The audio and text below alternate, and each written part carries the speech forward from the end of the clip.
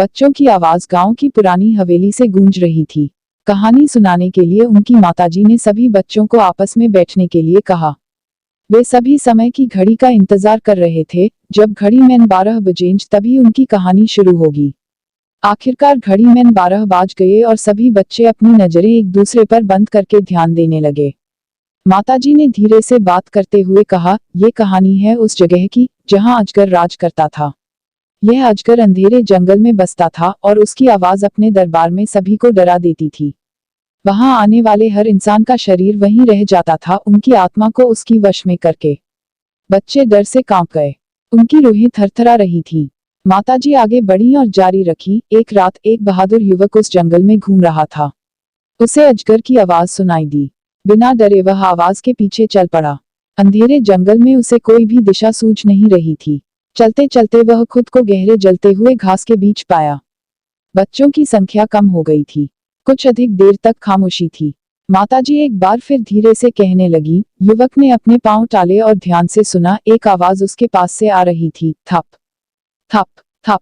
जब वह उस आवाज के पास पहुंचा तो उसने देखा कि एक लट्ठी उसके आगे बिछी हुई थी।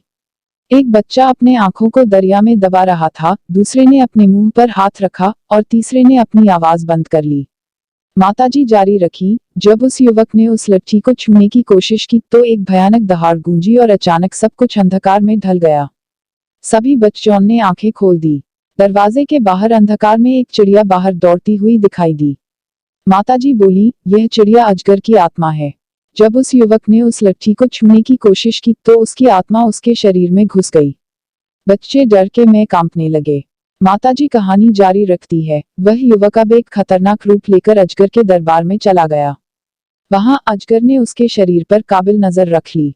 युवक की आवाज तब खत्म हो गई और अजगर ने अपने शरीर को उसके शरीर में घुसा दिया। बच्चों के चेहरे पर डर का अंदाज छा गया था।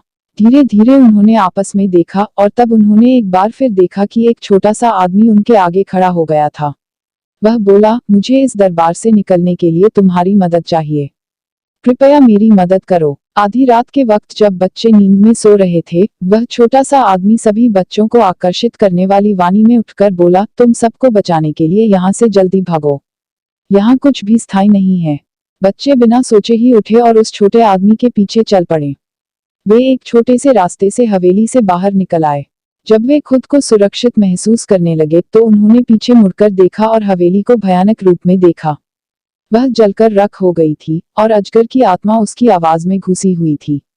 आज भी जब रात को हवेली से आवाजें आती हैं, वह छोटा सा आदमी बच्चों को अपनी मदद के लिए आकर्षित करता है।